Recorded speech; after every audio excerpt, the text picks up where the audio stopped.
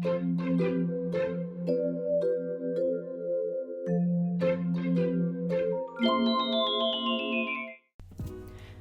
everyone, and welcome back to my studio.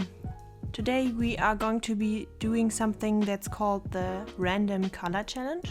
And that's a challenge that has been brought to life by Swan Creates, a fellow YouTube artist who you probably all know. She invented this challenge where you draw lines and finish the lines up, and then after you've done them, color them in after these specific rules. So you go to a random color generator and then generate colors for each part of the illustration. So a color for the skin, a color for the hair, and so on. She did this traditionally, and I'm going to be doing this digitally because I'm going to be using this coloring page that I've drawn for my patrons actually. Each month I'm doing a coloring page for my patrons, and I wanted to use it to do this challenge because I thought this would be super fitting, so my patrons could also try using these lines and the challenge maybe to color it in, and we could compare each other's results and how and see which colors each of us got, and tell us what we struggled with and so on. So right now you see me lining the coloring page, and I saw this image on Pinterest of this girl with flowers in her hair, and I really liked it, and then just kind of went from there, and I wanted to draw something that would be fun to color in. So I wanted to definitely have some kind of background going on, so I had her being in this kind of plant room, sitting on this kind of sofa thing, and in front of a window, and I'm someone who rarely does backgrounds, so I just kept it very simple and tried to stay inside my comfort zone while going out of my comfort zone, if that makes sense. So yeah, I really like how she has turned out, and I'm super excited to color her in. I know that with digital art it is easier to do this challenge, of course, because you can manipulate the image afterwards, and you also have a lot of hue and saturation variations to choose from when it comes to the colors or brightness and darkness. If you are just going to be using colored pencils like Swan Creates, you are limited to your collection of colored pencils, which can make the challenge harder. I know that I have it easier than her in that case, but digital is just my favorite medium, and so we're going to do it digital. Okay, so this is the coloring page. I really like how she has turned out. Let's get into coloring her. Okay guys, so I've been clicking around some random color generators, and when I clicked on this guy right here, it immediately landed on this color, and I think I'm going to go with this color generator because I already like this color for the skin. So I think it's not cheating, but yeah, I'm just going to take the luck and run with it. And yeah, we're going to use this color right here for the skin. I think I'm just going to do some screenshots, and yeah. Okay, so this color for the skin, this one for her. Oh, it keeps the color, so that's really nice. So this color for her hair then, I think. This for her eyes. Awesome. I'm already loving this.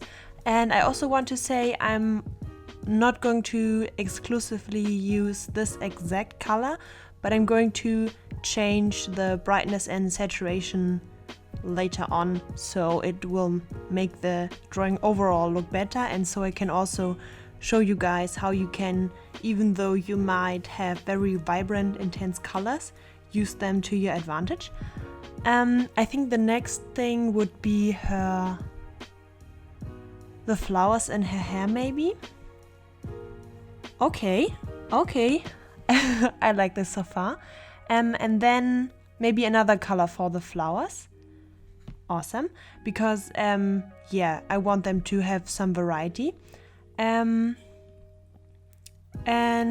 then I will use this one for her top and this one for her pants. Okay, I can go with this. Then the next color should be for the kind of sofa chair thing she's sitting on. Okay, green, not what I was expecting, but okay. And then some for the background. So this, and this. Okay.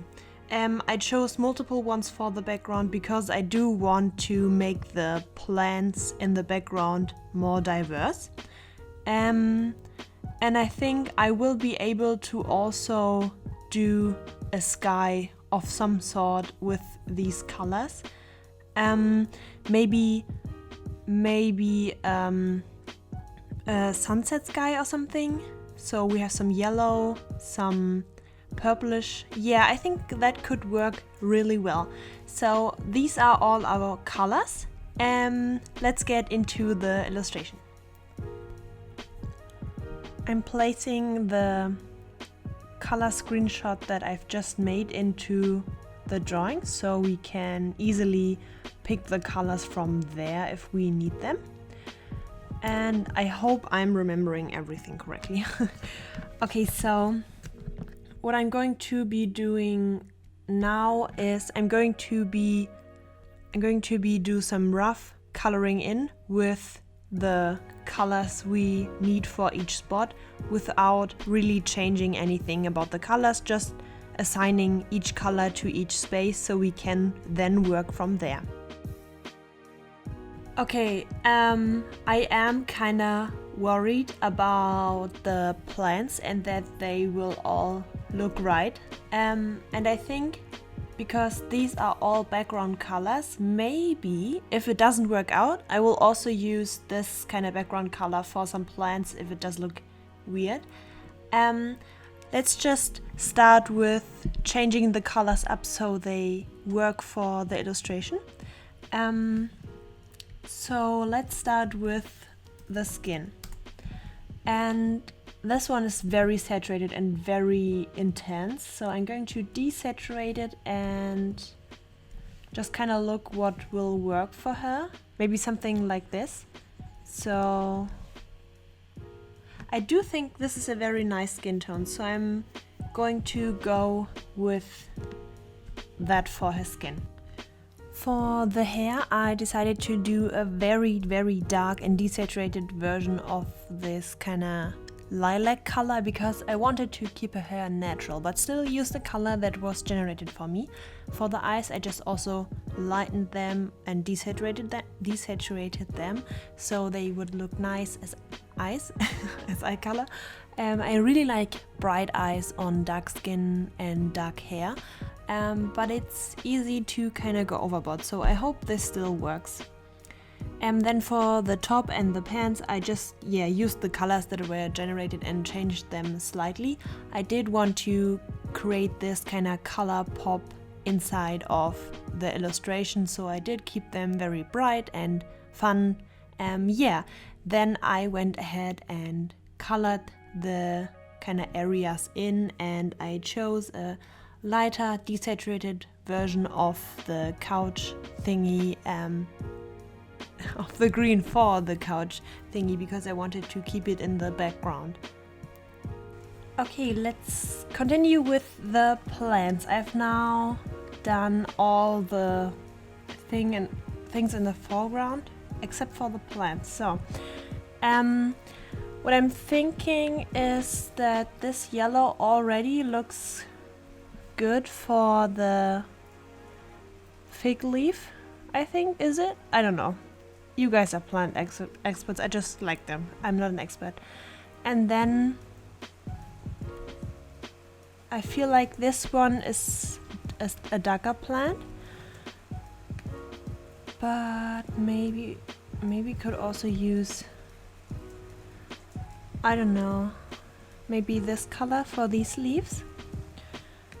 And then, I mean, these would be very brown. And I kind of want to have the floor being in this kind of brownish tone. So I'm thinking about maybe using a blue from here or this green. I know it kind of is cheating, but I'm still using the same tone, so that this plant is in this kind of greenish tone. And it would be amazing if this one was also. Is that cheating? I don't know. And then we can use a slightly darker, more saturated version of that for this plant. And then this guy is similar, so maybe do like this. We haven't used this color then, but I feel like it wouldn't really work for plants, so I'll have to see. Let's just color in the plants and then see with the background and the lighting how we are just going to make this work.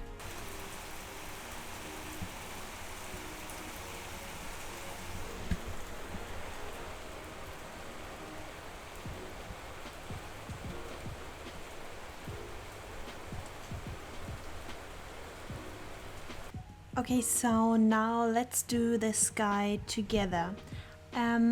I left the sky on the bottom on purpose, so I could just do a color layer. And I'm going to use this kind of purplish tone as the base, and then we're just going to experiment with gradients. Okay, so the next tone, I think, would be then this red.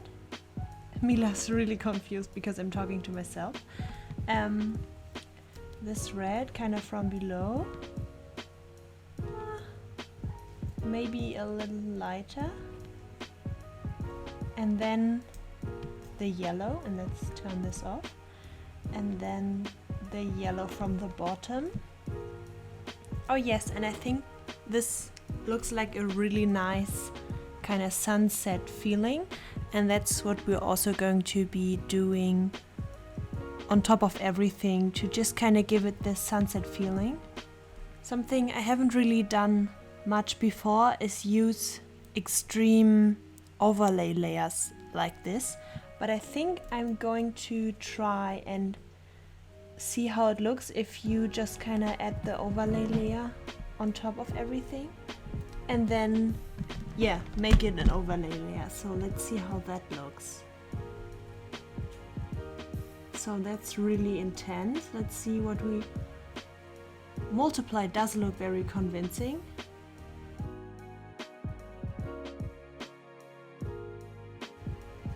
I do think overlay is the best layer mode for this one. So I am going to kind of cut out the yellow parts. I'm only going to be doing an overlay layer with this purplish tone, because I do want to use the yellow for a light effect. So I'm only going to use overlay on all of these to give it kind of this unifying sunset feeling, and then use the same color for shading and yellow and orange for light effects, and then we'll see how it all kind of plays in together.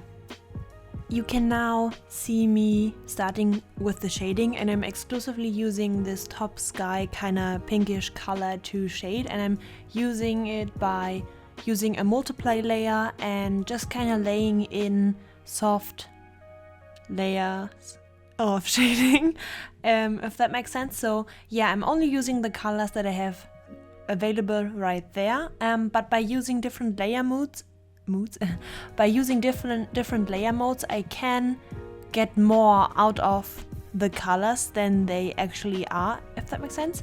And you can already see me here how I use the yellow from the sky to add highlights to the face.